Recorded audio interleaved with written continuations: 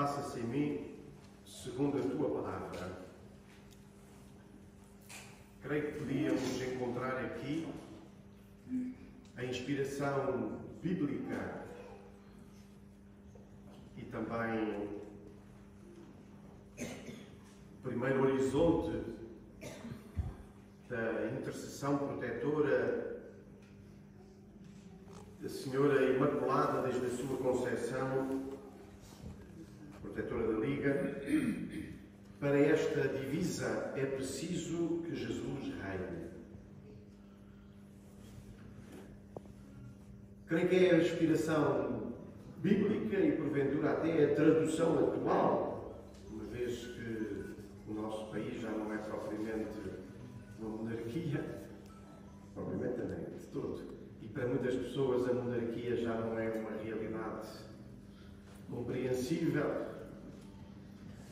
Mas significa que é preciso que Jesus seja tudo em todos. É preciso que a vontade de Jesus, a vontade de Deus, presida à nossa vida. Ou como dizia Dom João, do Granados, é necessário que Jesus volte a reinar em Portugal, na Diocese, na nossa terra, na nossa família e, sobretudo, no nosso coração.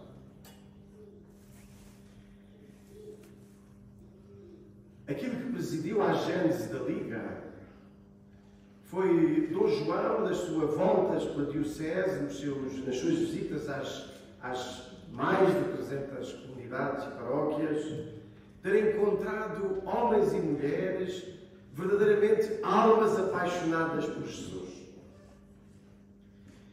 E comover-se diante disso, mesmo a celebrar a Eucaristia. E a reconhecer que era necessário não só alimentar estas almas apaixonadas por Jesus, mas como também potenciar o seu enamoramento em ação evangelizadora, santificadora, sociocaritativa. Já ontem meditei convosco a dimensão evangelizadora e a dimensão sociocaritativa.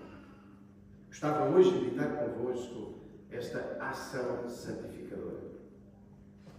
Em primeiro lugar, é preciso cultivar, como igreja, cada um e em comunidade, este apaixonamento por Jesus.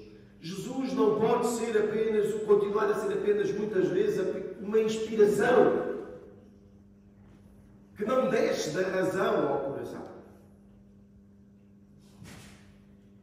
Apenas uma orientação de valores e de comportamentos que me desafia de fora, mas não me inebria por dentro, não me apaixona, não me faz vibrar. Ou então, apenas uma emoção em alguns momentos pontuais da nossa vida, mas que não chega para definir uma forma de ser, uma renovação do pensamento e das relações. Em primeiro lugar, é preciso, como Diocese, e é preciso que a Liga seja um agente pastoral da Diocese, evangelizador dos sentimentos, transformador dos critérios de decisão, purificador das emoções, potenciador de entregas a Jesus, com Jesus, na condição de cada um, segundo o estado de vida de cada um, mas realmente capazes de conduzir a uma relação apaixonante com Jesus. E este tem de ser o fermento da vida da Liga na nossa Diocese e, simultaneamente, para que a Liga também seja fermento de vida cristã na nossa Diocese. cuidarmos da santificação. Em primeiro lugar, não como um comportamento perfeito. E será um fruto. A perfeição de vida será um fruto. Não é o ponto de partida. O ponto de partida é uma relação apaixonada com Jesus. Onde Jesus seja de facto o primeiro. Que ilumina e que torna possível todas as outras relações. As relações fraternas, as relações conjugais, as relações familiares, as relações de amizade, as relações de serviço comum, todas as outras relações. Mas é preciso que elas renasçam continuamente de uma relação de apaixonamento com Jesus. E esta relação de apaixonamento começa pela escuta silenciosa e pelo discernimento do coração, que é preciso voltar a ensinar.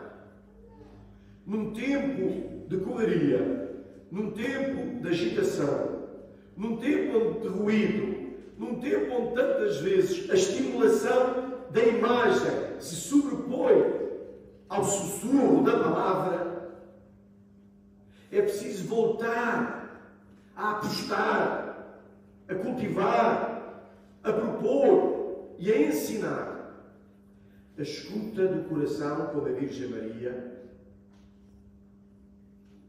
o diálogo no coração como a Virgem Maria, porque nem tudo é claro, nem tudo é imediatamente perceptível. É preciso às vezes perguntar ao Senhor: como é que vais fazer isso? Como é que vamos fazer isso? Como é que isso vai ser possível? Não estou a ver. Mas este diálogo confiante de quem escuta que a palavra de Deus não diz o mesmo a toda a gente. Se há coisas que são comuns, há pedidos, há súplicas, há provocações, há exortações, há missões que Deus quer dar a este ou àquela. E é preciso desdobrar essa palavra ouvida na Assembleia ao domingo. É preciso desdobrá-la na vida meditada, no discernimento do coração. E isto tem de ser uma prioridade. Se a Liga não quer adormecer, isto tem de ser uma prioridade. Tem de ser uma prioridade no seio da Liga e no sentido santificador, na ação santificadora da Liga, nas nossas comunidades e nas obras da ação socio-caritativa ou de evangelização que a Liga realize. Mas depois da escuta é preciso a inteireza de vida. É preciso que a vida interior não esteja desligada da vida exterior. É preciso a unidade de vida. É preciso reaprender a unidade de vida. É preciso que a vida interior não seja apenas uma consolação intimista, mas que leve, que conduza ao encontro, ao toque, ao serviço do corpo de Cristo.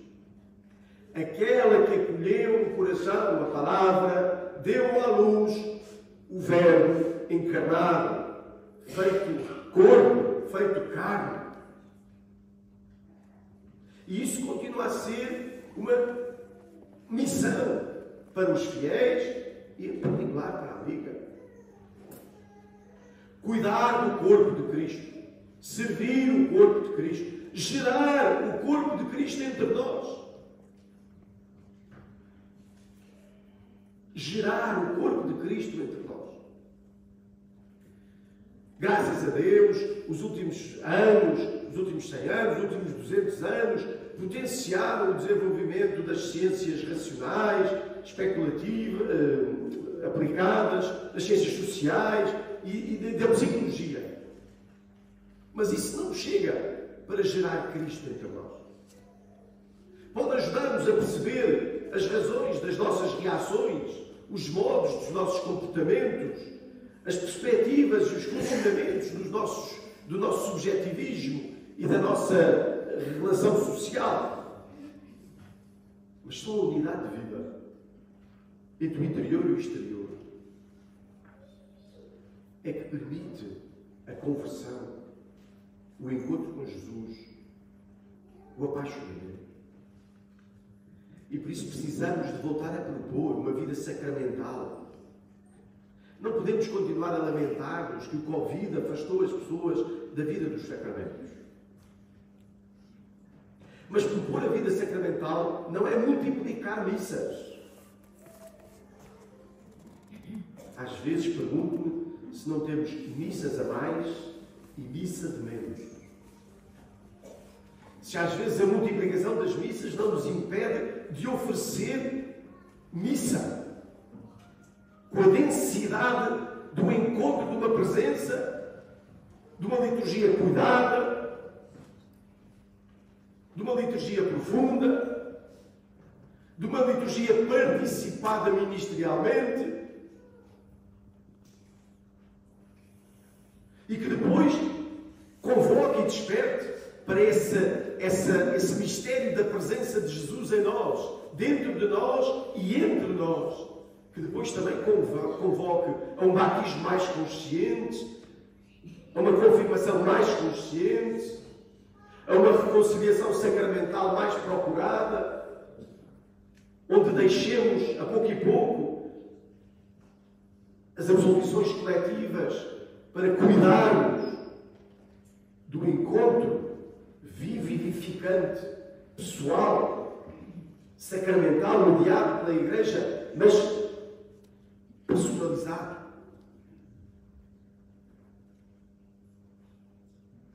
E como é que a Liga é um fermento disto? Como é que a Liga se torna um fermento de vida sacramental? Porque vós ainda tendes contacto direto com muitas das crianças e adolescentes da nossa diocese. Seja nas obras, seja nas paróquias, enquanto naquelas que ainda têm catequese. E porque tendes também com os idosos, com os adultos e com os idosos, seja nas obras, seja nas demais paróquias.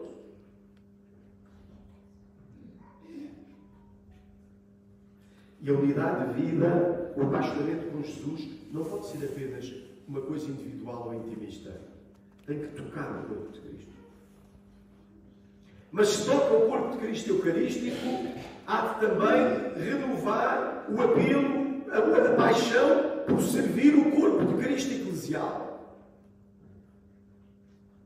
Sim, porque Cristo permanece vivo entre nós, no seio do corpo que é a Igreja, do corpo eclesial que é a Igreja, que é o seu corpo místico.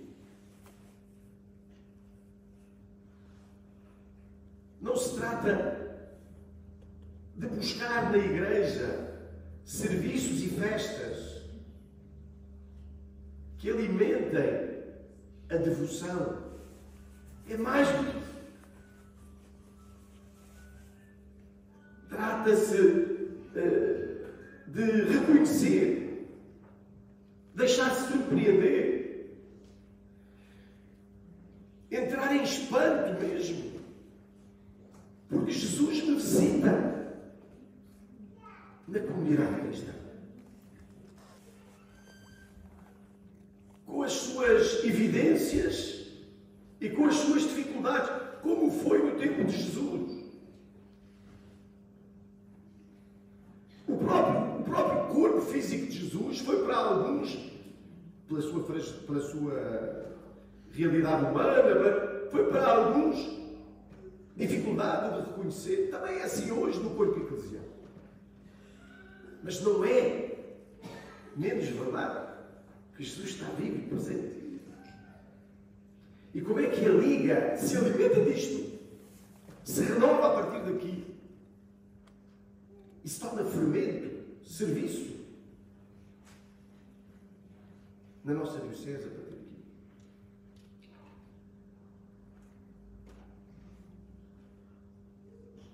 Já não tenho tempo, já vai longa. Hoje é festa, dá direito a sermão. Mas descansar, gostava também de acentuar outras duas dimensões do corpo de Cristo que não vou desenvolver. O corpo sofredor, que já ontem abordámos um bocadinho, quando falei que a caridade é a primeira, muitas vezes a primeira forma de Jesus se fazer presente.